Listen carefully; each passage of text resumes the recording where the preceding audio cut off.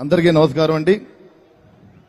ఈ రోజున యువగలం ముగింపు సభకు ఇచ్చేసినటువంటి తెలుగుదేశం పార్టీ నాయకులకు, అదేవిధంగా తమ్ముళ్లకు, జనసేన పార్టీ కార్యకర్తలకి, ప్రతి ఒక్కరికి కూడా పేరు పేరున హృదయపూర్వక ధన్యవాదాలు తెలియజేసుకుంటున్నాం. అదేవిధంగా మరి ఈ కార్యక్రమానికి పెద్దలు, గౌరవనీయులు, రెండు తెలుగుదేశం రాష్ట్రాలకి ముఖ్యమంత్రి చేసినటువంటి నారా చంద్రబాబు నాయుడు గారికి, అదేవిధంగా 3132 కిలోమీటర్లలో పాదయాత్ర చేసుకుంటూ ప్రజల సమస్యలు తెలుసుకుంటూ రాబోయే రోజుల్లో అధికారంలోకి వస్తే ప్రజలకు మనం ఏం చేయాలన్న దృక్పథంతో మరి ఈరోజు ఈ కార్యక్రమానికి శ్రీకారం చుట్టినటువంటి మరి లోకేష్ బాబు గారికి, అదేవిధంగా మరి జనసేన పార్టీ అధినాయకులు శ్రీ పవన్ కళ్యాణ్ గారికి, అదేవిధంగా మనోహర్ గారికి, మరి వేదిక అలంకరించినటువంటి పెద్దలందరికీ కూడా మరి పేరు పేరున హృదయపూర్వక ధన్యవాదాలు తెలియజేసుకుంటున్నాం. చూస్తున్నాం ఈ రోజున సముద్రం ఒక ఉప్పడంలా విజయనగరం జిల్లాలో ఎగసి పడుతుంది. ఎప్పుడు ఎలక్షన్లు వస్తున్నాయని ప్రజలందరూ, జనసేన పార్టీ నాయకులు కానీ, తెలుగుదేశం పార్టీ నాయకులు కానీ ఎదురు చూసిన సందర్భం మనందరూ కూడా ఈ రోజున కనబడుతుంది. మొత్తం అందరికీ కూడా యుద్ధానికి వెళ్తున్నాం. మనందరూ కూడా ఎప్పుడు ఎలక్షన్లు వస్తాయో, ఎప్పుడు ఈ దుర్మార్గ ముఖ్యమంత్రిని తరిమి కొడదామా అని చెప్పి రాష్ట్ర ప్రజలందరూ కూడా ఎదురు చూస్తున్న సందర్భం.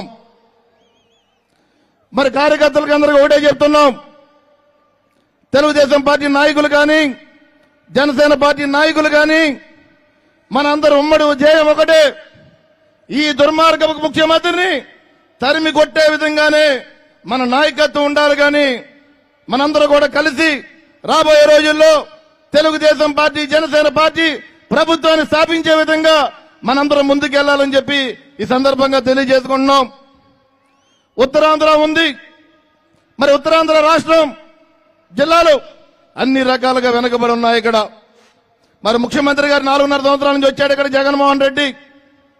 ఆ రోజున మరి అందరినీ కలిశాడు, చేతులు వేసాడు, మీద ముద్దులు పెట్టాడు. మీ అందరికీ అన్ని రకాలుగా అండగా ఉంటా అన్న వ్యక్తి మరి ఈ రోజున ఉత్తరాంధ్ర జిల్లాలను నిట్ట నిలువుగా ముంచేసిన ఘనత ఈ దుర్మార్గ ముఖ్యమంత్రి అని చెప్పి మనందరూ కూడా గుర్తు చేసుకోవాల్సిన అవసరం ఉంది. ఎక్కడ అభివృద్ధి లేదు, సంక్షేమం చెప్తున్నాడు. అభివృద్ధి లేకుండా రాష్ట్రాన్ని నాశనం చేసిన ఘనత ఈ దుర్మార్గ ముఖ్యమంత్రిది. మనందరూ ఆలోచన చేసుకోవాలి. త్వరలోనే ఎలక్షన్స్ వస్తున్నాయి. ఆ ఎలక్షన్ లో ఏదైతే ఓటు హక్కు ఉందో ఆ ఓటు హక్కు ద్వారా ఈ ముఖ్యమంత్రిని తరిమి కొట్టే విధంగా ఉండాలని చెప్పి ఈ సందర్భంగా మిమ్మల్ని అందరినీ కోరుకుంటున్నాం. అదేవిధంగా ఎక్కడా కూడా రోడ్లు లేవు. చూస్తున్నాం ఇవాళ ఈ కార్యక్రమానికి రాష్ట్ర వ్యాప్తంగా లక్షలాది మంది కార్యక్రమానికి వచ్చారు. కొంతమంది నిన్న కూడా వచ్చారు. ఈ రోడ్లు సరిలేకపోవడం వల్ల మరి అందరికీ ఇబ్బంది పడుతూ ఇక్కడ రావడం జరిగింది. ఎక్కడా కూడా రోడ్లే రాష్ట్ర వ్యాప్తంగా ఈ 4.5 సంవత్సరాల్లో కూడా సరైన మౌలిక సదుపాయాలు లేవు. దయచేసి మీరు అందరూ అర్థం చేసుకోవాలి. మరి రాబోయే రోజుల్లో తెలుగుదేశం పార్టీ, జనసేన పార్టీ ఆధ్వర్యంలో ఈ కూటమితో ప్రభుత్వాన్ని ఏర్పరిచి ప్రజలకి అన్ని రకాలుగా మంచి సంక్షేమ విధంగా మన పరిపాలన ఉండాలని చెప్పి ఈ సందర్భంగా తెలియజేసుకుంటున్నాం. ఇవాళ ఏదైతే తీర ప్రాంతం ఉందో తడా నుంచి ఇచ్చాపురం వరకు మత్స్యకార సోదరులు ఎక్కువగా ఉన్న రాష్ట్రం మంది. మరి ఆ రోజున జగన్మోహన్ రెడ్డి మత్స్యకారులకు ప్రత్యేక సంక్షేమం మంచిగా సంక్షేమిస్తాన్న జగన్మోహన్ రెడ్డి మత్స్యకారుల్ని నిట్ట నిలువుగా ముంచేసిన ఘనత ఈ దుర్మార్గం ముఖ్యమంత్రిది కాదా అని చెప్పి ఈ సభాపూర్వకంగా నేను అడుగుతున్నాను. నేను ఉత్తరాంధ్ర రాష్ట్రాలు ఆ రోజు జట్టి నిర్మాణం చేస్తా అన్నాడు. ఎక్కడా కూడా జట్టి నిర్మాణం లేదు. ఏదో కొంతవరకు శంకుస్థాపన చేసి మత్స్యకారు సోదరుల్ని మభ్యపెట్టే విధంగానే ఈ ప్రభుత్వం ఉంటుందని చెప్పి ఈ సందర్భంగా మనందరూ కూడా గుర్తు చేసుకోవాల్సిన అవసరం ఉంది. మరి పవన్ కళ్యాణ్ గారు ఉన్నారు.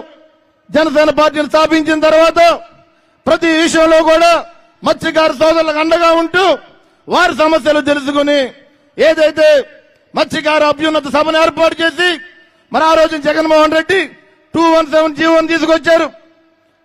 ఆ రోజు ఆ సభలో పవన్ కళ్యాణ్ గారు మత్స్యకారు సోదరుల సంఘీభావంగా ఆ రోజు ఆ పేపర్ను చింపేసిన సంఘటన కూడా మనందరూ కూడా గుర్తు చేసుకోవాల్సిన అవసరం ఉంది. విశాఖపట్నం ఉంది. మన ఏదైతే విశాఖపట్నంలో దురదృష్టకరమైన ఘటన, ఆ రోజు బోట్లు కాలిపోయాయి. మరి ఆ రోజున ప్రభుత్వం ముందుకు రాలేదు. వెంటనే మరి జనసేన పార్టీ నుంచి కూడా పవన్ కళ్యాణ్ గారు వచ్చి ఆయన వంతుగా ఒక్కొక్క బోటు యజమానికి కూడా 50,000 రూపాయలు ఇచ్చిన సంగతి మనందరూ కూడా గుర్తు చేసుకోవాల్సిన అవసరం ఉంది. మరి చంద్రబాబు నాయుడు గారు కూడా మరి గతంలో మన ఆంధ్ర రాష్ట్రాన్ని అన్ని రకాలుగా కూడా ముందుకు తీసుకెళ్లిన ఘనత ఆయనకి. అదేవిధంగా పవన్ కళ్యాణ్ గారు కూడా ప్రజల పక్షాన, ప్రజల సమస్యల పక్షాన నిరంతరం కూడా మరి ఎప్పుడు కూడా ప్రజల పక్షాన ఉన్నారు.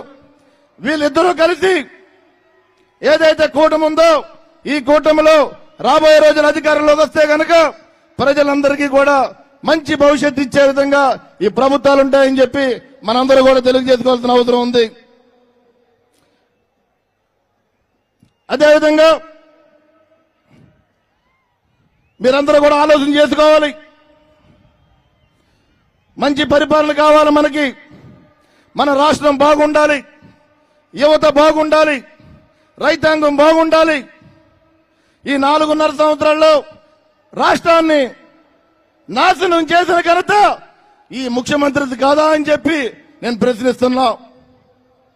మీరందరూ కలిసి రాబోయే రోజుల్లో తెలుగుదేశం పార్టీ, జనసేన పార్టీ కూటమితో ప్రభుత్వాన్ని ఏర్పరిచి ప్రజలకి అన్ని రకాలుగా కూడా సంక్షేమాన్ని, అభివృద్ధిని ఇస్తారని చెప్పి తెలియజేసుకుంటూ ఈ కార్యక్రమానికి ఇచ్చేసినటువంటి ప్రతి ఒక్కరికి కూడా పేరు పేరున ధన్యవాదాలు తెలియజేసుకుంటూ ఒక విషయం కూడా గుర్తు చేసుకోవాలి.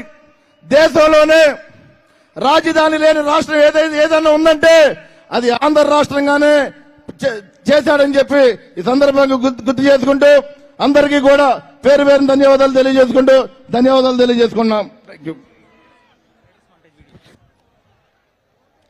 ధన్యవాదాలు నాయకర్ గారు. ఇక్కడ ఈ వైపు